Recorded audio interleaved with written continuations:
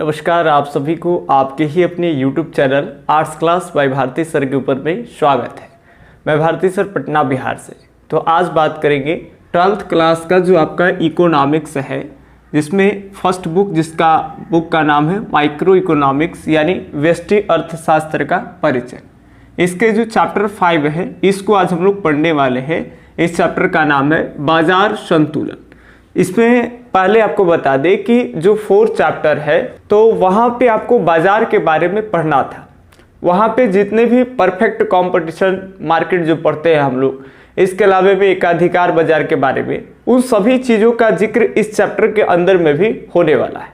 तो सबसे पहले आपको आज के क्लास में जानना है कि बाजार क्या है, और दूसरी बात बाजार संतुलन। हालांकि बाजार के बारे में 4th चैप्टर में ही पढ़ने थे, जो कि उसके अभी वीडियो बनाए भी नहीं है। हम बना करके सारे एडजस्ट कर देंगे, आगे पीछे पार्ट, कोई दिक्कत नहीं होगा।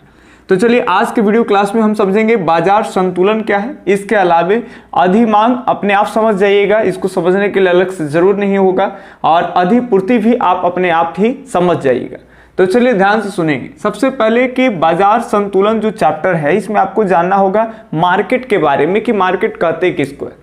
तो अक्सर अभी तक बाजार के लेकर के जो आपके मन में जो छवियां थी कि भाई हम अगर कहें कि मार्केट किसे कहेंगे, बाजार किसे कहेंगे, तो आप वो सोचने लगते हैं कि वो भीड़ भाड़ वाला इलाका जहाँ बहुत सारे जो है वो दुकानें होंगे, अलग अलग तरह के कपड़े की दुकानें होंगे, मोबाइल की दुकानें होंगे, बाजार होंगे, साइड में ठेले लगे होंगे, तरह तरह के बातें आप लोग सोचते हैं। देखिए, दरअसल इकोनॉमिक्स में उस चीज़ को मार्केट नहीं करते जहाँ पे शॉपिंग मॉल हो या फिर अलग से कोई दुकान हो, छोटे हो या बड़े दुकान हो, जहाँ पे खूब सारे खरीदने वाले लोग भी हैं और बेचने वाले लोग भी, यानी क्रेता और विक्रेता की जहाँ भरमार लगा हुआ है, ऐसे घने क्षेत्र वाले को बाजार कहेंगे। आप इस तरह के अगर सोच रहे डेफिनेशन तो बिल्कुल गलत है।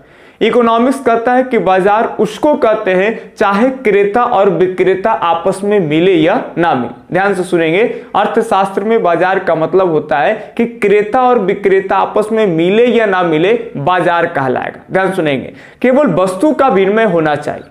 अब कोई वस्तु बेचने वाला जो सेलर है और जो लेने वाला आदमी है, वो दोनों आपस में मिले या ना। अक्सर हम बाजार में जाते हैं तो क्या होते हैं, दुकानदार बेचने वाला सामने होता है, हम खरीदने वाले भी सामने होते हैं, वस्तु खरीदते हैं, लेन देन करते हैं, बेचने वाला विक्रेता सेलर, खरीदने वाला बायर यानी क्रेता, तो ये आपस में मिलते हैं। लेकिन बाजार का मतलब ये मिले या ना मिले, जैसे अब समझ जाएंगे। पहले 5 साल पहले, 8 साल पहले अगर बताया जाता था तो लोग को लगता है ऐसे कैसे हो सकता है। अब ये चीज समझ में आ जाएंगे। जैसे ऑनलाइन आप मार्केटिंग, जैसे फ्लिपकार्ट से सामान मंगाते होंगे, अमेजोन से, कोई भी आप मान लीजिए कि सोशल साइट से आप सामान मंगा रहे हैं, तो वहां से क्या होता है कि जो आदमी जूता बेचने वाला है वो आपसे कभी मिला ही नहीं है। वो आप ऑर्डर किए और डायरेक्ट डिलीवरी वाला आपको दिया, वो डिलीवरी वाला दिया है, वो जो बेचने वाला है वो आपके पास नहीं आया।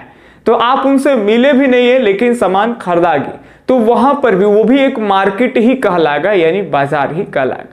तो अब आप समझ रहे हैं कि बाजार का मतलब किसी भी शॉपिंग मॉल वगैरह, दुकान वगैरह, भीड़ भाड़ वाली जगह जहां खूब सारे क्रेता, खूब सारे विक्रेता हों, आपस में आमने सामने मिले, केवल उसी को नहीं कहेंगे बाजार। बाजार उसको कहेंगे कि क्रेता और विक्रेता आपस में मिले या ना मिले, वस्तु का विनिमय हो जाए। ठीक है, चलिए अब ध्यान से सुनेंगे बाजार संतुलन क्या है। तो ऐसे डेफिनेशन इसका है कि ये एक प्रकार के वैसी स्थिति है, बाजार संतुलन उस स्थिति को कहते हैं जब बाजार पूर्ति जो है वो बाजार मांग के बराबर हो जाता। ध्यान सुनेंगे, देखिए, बाजार पूर्ति और बाजार मांग दोनों क्या हो जाए, बराबर हो जाए, तब उस स्थिति को ही हम बाजार संतुलन कहते हैं।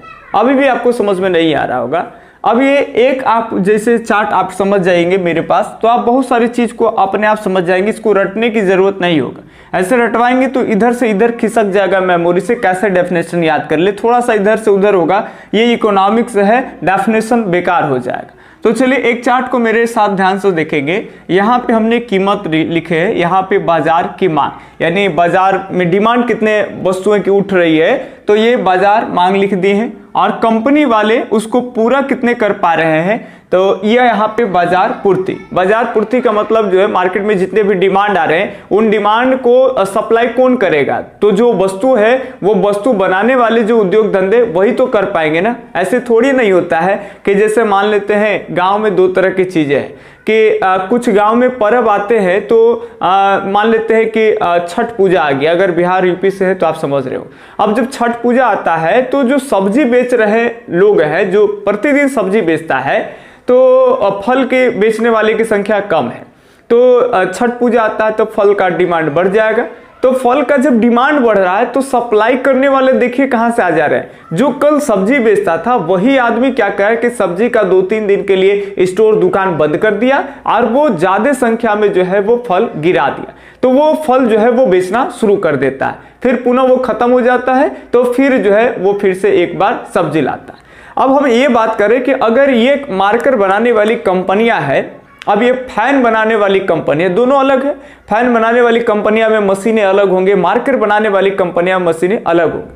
अब गर्मी का जब टाइम आया तो फैन का डिमांड ज्यादा बढ़ गया, तो जब पंखा की मांग बढ़ेगा तो क्या मार्कर बनाने वाली जो कंपनियां है पंखे की बढ़ती मांग को पूर्ति कर सकती है? ये सप्लाई कर पाएगा? नहीं कर पाएगा, क्योंकि मार्कर बनाने वाली कंपनी के पास मशीनरी अलग है और पंखे बनाने वाले कंपनी के पास मशीनरी अलग है। यानी पंखा बनाने वाली कंपनियां कभी भी मार्कर की सप्लाई नहीं कर पाएगी अगर मार्कर का डिमांड बढ़ा है तो, और मार्कर वाले बनाने वाली कंपनियां हैं अगर पंखे का डिमांड बढ़ा है तो उसका सप्लाई कभी भी नहीं कर सकती है। तो जब भी कर पाएगा तो वो तो पंखे बनाने वाली कंपनी ही पंखे की डिमांड की सप्लाई कर पाएंगे। तो यहाँ पे ध्यान सुनेंगे। अब यहाँ कुछ जनरली चीज आता है जो आप ध्यान से समझेंगे तो आप इसको जान पाएंगे कि अब यहाँ देखेंगे किसी वस्तु की कीमत 1 है तो बाजार में उस वस्तु का मांग यानी मार्केट डिमांड 100 है। याद रखेंगे, लोग उसको 100 पीस खरीद रहे हैं, क्वांटिटी के हिसाब से बात करें, बाजार मांग की गई जो मात्रा है वो 100 है। अब जाहिर सी बात है कि जब कीमत 2 रुपए हो गई, यानी किसी भी चीज का कीमत बढ़ेगा तो लोग उसको ज्यादा खरीदेंगे या कम खरीदेंगे? तो कम खरीदेंगे। आप मान लेते हैं कि आप जान रहे हैं कि 10 रुपया में माजा देता है छोटा डब्बा, 10 रुपया में फ्रूटी देता है। गर्मी का टाइम है, एकदम गर्मी से आप जैसे कि पूरा एकदम पसीज रहे, मिजाज एकदम किरकिरा हो गया है, लग रहा है ये वो माजा पियेंगे एकदम मजा आ जाएगा। आप जान रहे हैं कि 10 रुपया में मिलता है, लेकिन जैसे दुकान के पास गए तो वो बोल रहा है कि 13 रुपया 12 रुपया। बोलेंगे 3 रुपया एक्स्ट्रा क्यों? बोल रहा है ठंडा करने का। तो हो सकता है कि आपका मूड माजा न लेकर के और चीज ले सकते हैं, लगेगा कि जब 12 रुपया ये खर्चा करेंगे 20 रुपया में थोड़ा बड़ा पैक, तो हो सकता है आप दूसरे वस्तु खरीद सकते हैं उसके जगह पे, या फिर नहीं भी आदमी लेते, कुछ ना कुछ डिमांड तो गिरता ही है, लेकिन पूरा डिमांड भी नहीं गिरता है। तो ये ध्यान सुनेंगे, जैसे ही किसी वस्तु का कीमत बढ़ गया तो याद रखेंगे उसका जो बाजार मांग होगा वो कम जाएगा। तो वही इस तालिका में लिखे हैं कि किसी वस्तु की कीमत अब 2 हो गए तो बाजार मांग घट करके 80 हो गए। अब किसी वस्तु की कीमत और 3 रुपए हो गए तब उसका मांग और घट गया और क्या हो गया? 50। जब ये 4 हो गया कीमत तो ये और घट के 30 आ गया, और जब ये 5 रुपए हो गए तो ये और घट कर करके 10 रुपया। इस केस में ध्यान से सुनेंगे, ये तो मार्केट हम डिमांड की बात कर रहे हैं कि मार्केट डिमांड गिरता है कब? जब किसी वस्तु के कीमत में वृद्धि होता है। लेकिन जब ये ध्यान से सुनेंगे, मार्केट में अगर किसी वस्तु का डिमांड गिरेगा तो कंपनियां आराम से उस डिमांड को पूर्ति कर सकती है, यानी कंपनी जो है वो वस्तु आराम से अच्छे खासे सप्लाई कर सकती है। लेकिन किसी वस्तु का डिमांड अगर ज्यादा हो जाए तो बताए थे कि दूसरी कंपनियां, पंखा बनाने वाले की कंपनियां हैं और पंखा के मांग डायरेक्ट वे में बढ़ जाए, पूरा कारा गर्मी करे, एकदम ज्यादा गर्मी करे, खूब पंखा बिक रहा है, गांव-गांव में पंखा जा रहा है, लेकिन पंखा बनाने वाली जो पहले से कंपनियां थी उतनी तैयार नहीं है, तो वो तो उतना पूर्ति कर नहीं पाएगा जितना मांग बढ़ेगा। तो मांग ज्यादा होगा तो पूर्ति कम, लेकिन अगर मांग कम हो जाएगा तो ये फैन बनाने वाली कंपनियां आराम से उस कम मांग को पूरा कर सकते हैं। तो यहां थोड़ा सा आप अपोजिट सोचेंगे कि अगर बाजार मांग यहाँ 100 है तो यहां लिखे हैं कि बाजार पूर्ति 10 है, माने मांग ज्यादा है तो पूर्ति क्या है? थोड़ा कम है। और बाजार मांग की बात कर ले तो ये और घट गया, 80 आ गया, तो बाजार पूर्ति थोड़ा सा बढ़ गया है, ये कितना हो गया है? 30 हो गया है। बाजार मांग और घट गया तो कंपनी उसको और अच्छे खासे प्रोडक्शन कर करके और अच्छे खासे उतना सप्लाई कर देगा। तो मार्केट डिमांड हो गया है 50, तो ये बाजार में पूर्ति कंपनियां कर रही है 50, और ये बाजार मांग और कम गया तो ये और बाजार मांग क्या हो गया? बढ़ गया, और ये और घट करके ये 10 आ गया, तो बाजार पूर्ति बढ़ कर करके 100। यानी एक देखिए कि बाजार मांग घटती है तो बाजार पूर्ति बढ़ती है, और बाजार पूर्ति अगर बढ़ती है तो बाजार मांग घटती है। समझ रहे बात ना? तो एक बढ़ेगा तो एक घटेगा। सिंपल वे में, पूरी तालिका उतना नहीं याद रखता है तो आप ध्यान सुनेंगे। अगर कीमत किसी का जैसे जैसे बढ़ेगा तो बाजार में मांग उस वस्तु का घटेगा। जब बाजार में मांग घटेगा तो पूर्ति, आपका पूर्ति का जो डायग्राम होगा, जैसे जैसे हम बाजार मांग गिराएंगे तो पूर्ति सप्लाई वैसे वैसे ज्यादा हो पाएगा। बस ये ध्यान में आप रखेंगे इसी आधार पे। अब इसमें से आप बीच वाला देखेंगे, ये वो आप स्थिति है बाजार में, ये स्थिति को ये दर्शा रहा है। यहां पे ध्यान सुनेंगे कि इस स्थिति में बाजार में मांग की गई वस्तु की जो मात्रा है वो 50 है और कंपनी के तरफ से जो प्रोड्यूसर है, जो उत्पादक है, जो उत्पादन करने वाले हैं, तो वो भी 50 ही वस्तु भेजे हैं। यानी बाजार में भी कंपनी की तरफ से वस्तु आया 50 और मार्केट में भी डिमांड है 50।